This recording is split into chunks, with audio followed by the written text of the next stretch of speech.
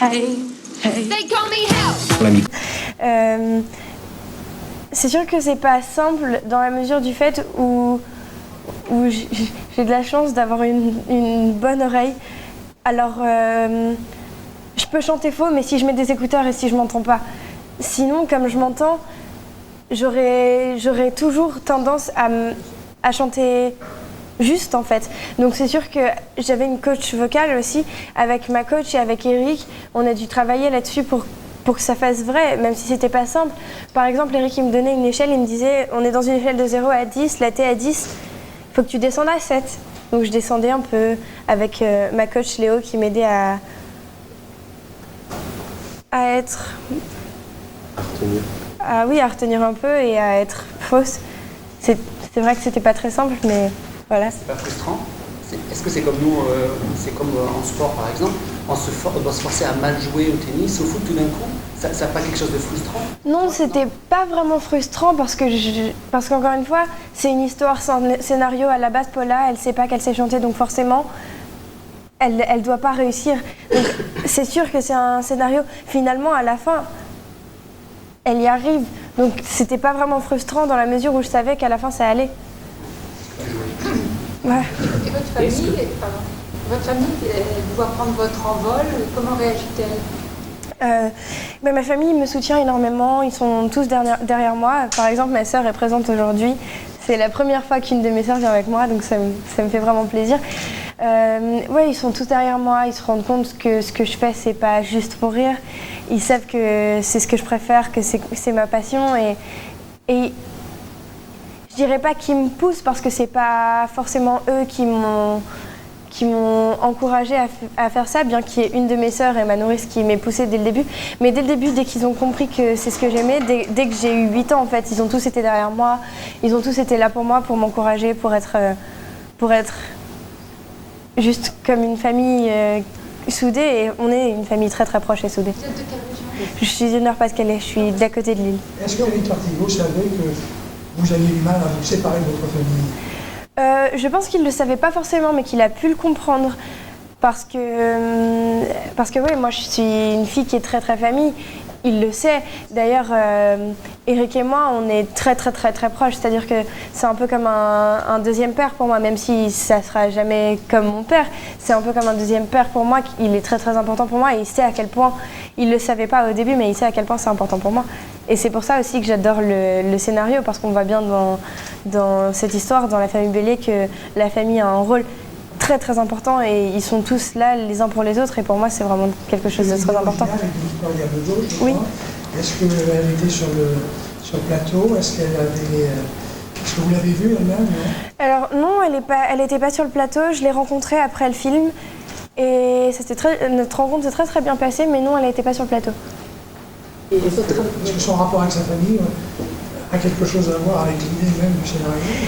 À vrai dire, j'en ai aucune idée parce qu'on n'en a pas parlé plus que ça. Je ne l'ai pas rencontrée pendant très longtemps. Je ne la connais pas assez pour pouvoir parler de son histoire comme ça. Est-ce que vous avez une expérience au niveau des vaches? Vous vous occupez quand même pas mal? Oui, je me suis pas mal occupée des vaches. En fait, mes seules expériences, je ne sais pas si ça se passe comme ça aussi dans cette région. Moi, dans ma région, quand on est à l'école primaire, on fait des sorties à la ferme. Voilà.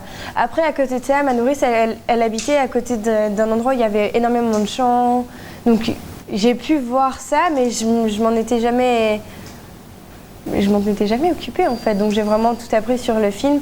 Il y avait des agriculteurs du coin qui nous aidaient énormément et j'en suis vraiment super reconnaissante parce que j'aurais jamais réussi. Allez, fais un effort. Bah, viens, on échange de famille. Oh, arrête, maman, j'ai plus 4 ans. Je viens d'apprendre que j'en reprends pour 2 ans faire chanter une chorale d'escalopes panées.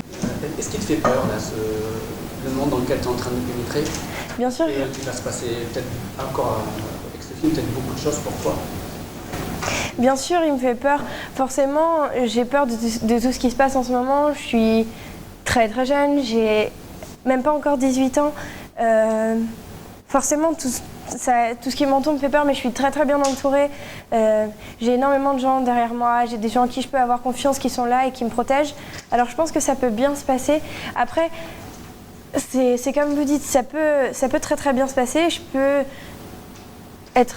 arriver à faire carrière dans la chanson ou dans le cinéma. Mais comme c'est un monde super éphémère, au contraire, tout peut aussi basculer et au contraire, je peux ne rien faire du tout là-dedans. Donc à cause de ça, je suis en train de passer le bac. D'accord, je veux savoir. Vous dites je peux faire carrière dans la chanson ou le cinéma, mais... J'aimerais faire les deux en fait. Oui. J'aimerais vraiment faire les deux. Si c'est possible, j'aimerais beaucoup faire les deux. J'ai énormément de mal à choisir.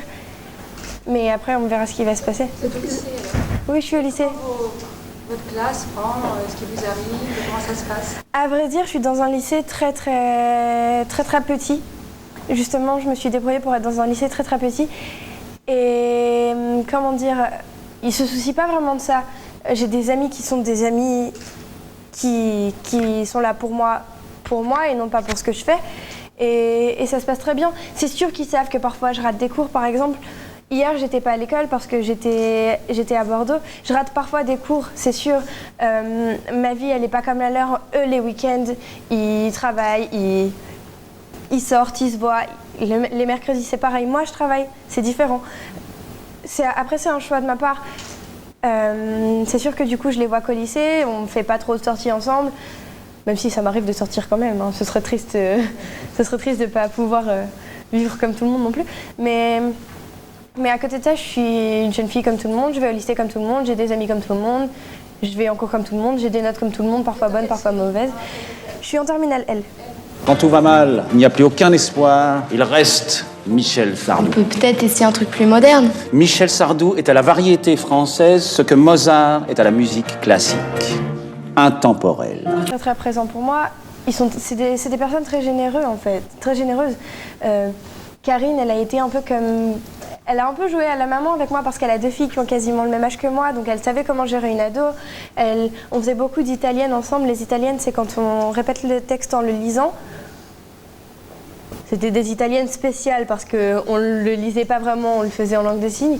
Mais elle m'a beaucoup aidée là-dessus. François, lui, il m'a appris à me concentrer parce que je pense que vous devez savoir, un ado, ça se concentre 5-6 minutes, pas plus. Donc ouais, en fait, j'ai pris exemple sur lui parce que c'est un homme qui m'impressionne, qui travaille énormément, qui bosse énormément, qui se concentre d'une façon juste incroyable. Et moi, il m'a énormément impressionnée et ça m'a énormément aidé de le voir faire ça. Et Eric Almos-Nino, il me détendait à chaque fois, il était juste trop drôle, il me faisait trop rire. Dès qu'il y avait un moment où on coupait, on allait au piano, on faisait des buffs ensemble, c'était vraiment très très cool.